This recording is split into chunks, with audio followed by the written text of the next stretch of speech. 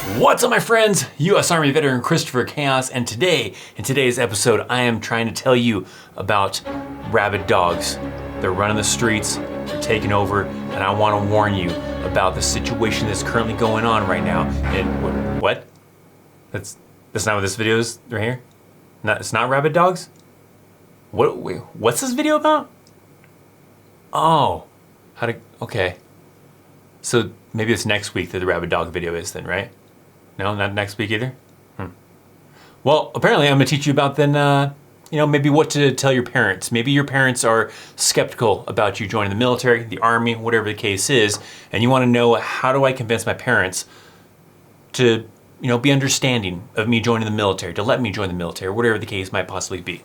Now, if this is the type of content you want to learn about, maybe an Army veteran, I mostly teach about the Army, but if you want to learn about Army content, military content, then make sure that you are subscribed to this channel, because if you don't, I don't want to hear it later where you're like, oh, Chris, I should have subscribed because these situations happen here and there. I don't want to hear about it. You should have just subscribed, all right? So make sure you're subscribed now so we don't have to have this conversation later. Now, if you're wanting to join the Army, maybe the military, some of this stuff is gonna be maybe Army specific, but some of this applies to the military in general. But if you're trying to join, let's say like the Army at the age of 17, then this may be important to you because you need your parents to be able to sign off on everything and sign off on some paperwork that lets you join at the age of 17. If you're 18 or older, well, then you don't need parents' consent. You can do whatever the hell you want. You're an adult. But I understand there is possibly some people out there that even though they're 18, whatever the case is, their parents don't approve, they maybe come from a very strong family type of thing, a family relationship, and they don't want to upset their family, right? They want to try to make it to where it's a smooth process. They don't want them disowning them because they're joining the military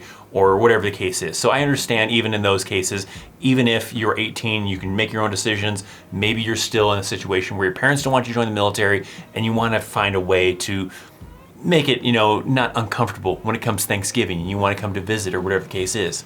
So let's get into the first thing that maybe could help kind of mow things over or smooth things over with your parents. And that is, talking to them about the education benefits of being in the military, being in the Army. So let's say you serve 3 years at least, kind of a thing, because that's what you need for the GI Bill. So you do 3 years, 4 years, 5 years, whatever the case is, you qualify now for the GI Bill, and that will allow you to go to school for, let's say, like a 4-year degree. It'll pay for up to a 4-year degree, plus also pay you to kind of for like cost of living. So that is going to pay the school directly. They're going to pay them for your education and also pay you BAH. But the BAH rate is based on where you live, and it's based off of the BAH rate for E5 with dependents, regardless of what rank you were when you got out. So if you got out as an E4, E3, E7, whatever, it doesn't matter. The BAH rate that you're gonna receive while you're going to school is for an E5 with dependents. So to give you a little bit of an example of that, let's say you did like 4 years in the Army, got out, started going to school using GI Bill, and you're living in the Colorado Springs area, right? This is where I'm at right now. So you went to maybe like Fort Carson, right? You were stationed on Fort Carson, you decided to stay in that area, maybe you're from this area, whatever the case is, and you go to college. So you're going to college and you're receiving that BAH. So you're gonna be going to school full time, because you do have to go full time to be able to receive the full BAH. So you're going to school full time, and then you're also gonna be receiving approximately about $1,900 a month.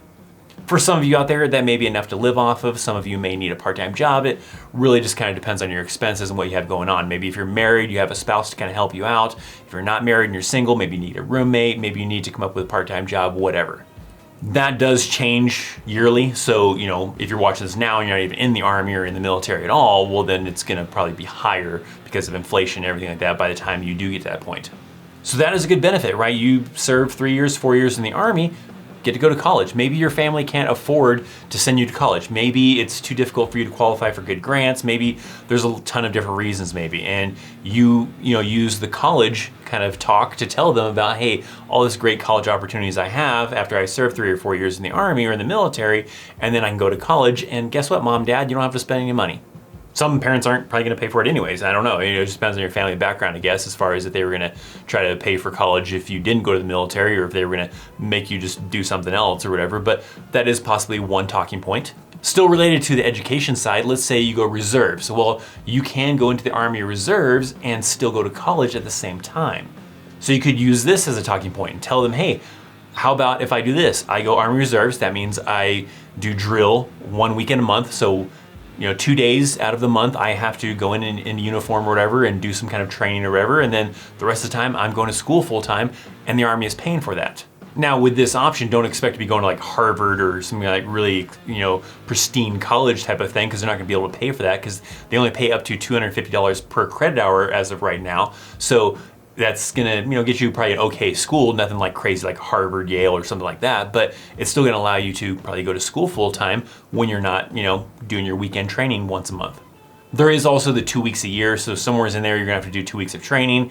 For a lot of reserve units, if you're in school right now, they'll probably work with you. Maybe you just do it at a different time in the year, maybe when you have a break in semesters or something like that.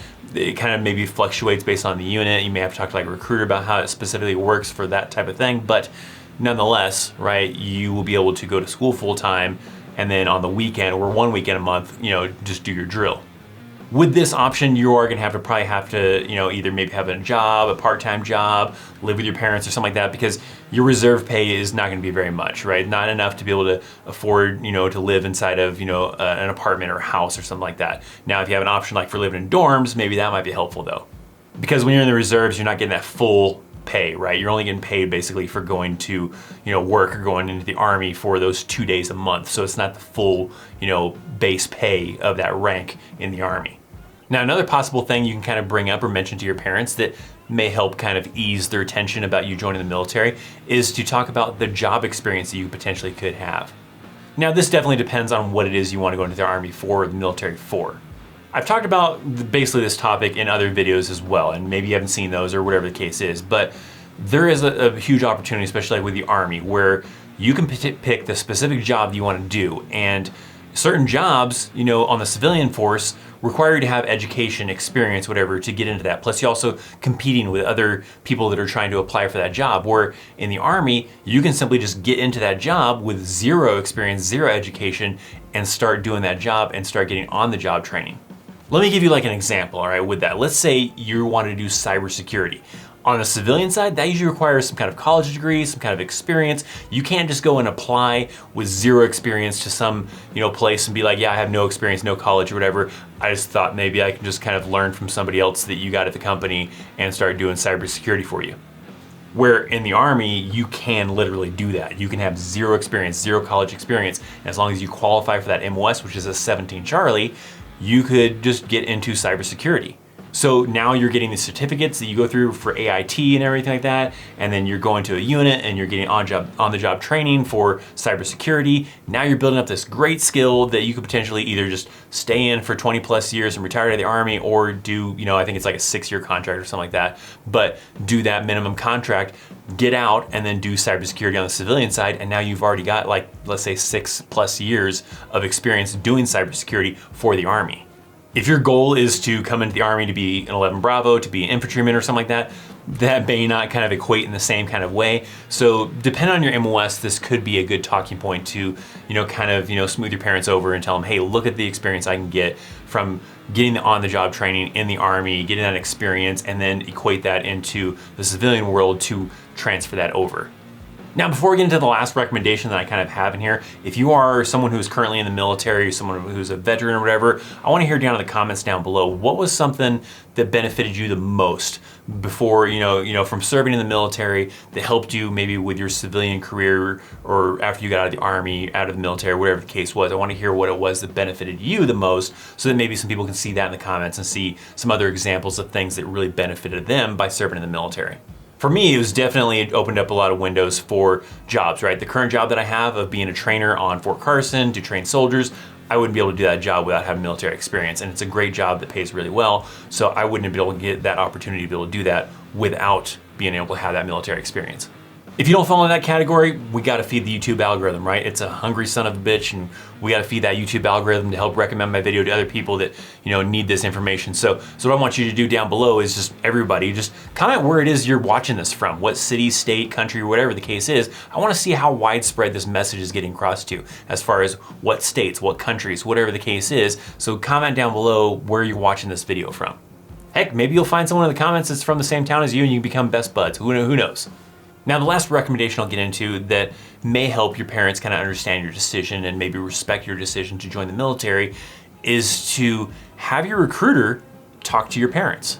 Recruiters are specifically trained in this type of thing. I'm not saying that, they're gonna trick your parents into it, but that's what they, do, is they went to school for this, they went to training for this, to be able to highlight the benefits of that branch of service.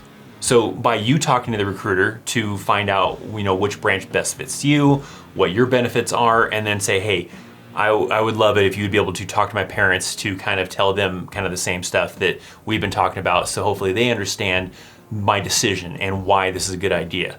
These individuals are kind of like car salesmen, right? They're trying to sell you on that branch of service. And hopefully if they can sell you on that branch of service, then maybe they can sell your parents on that. And maybe they'll understand that, hey, this is a good idea. This person is put into perspective that the education, the experience, the whatever, is probably a good, fit for my son or daughter.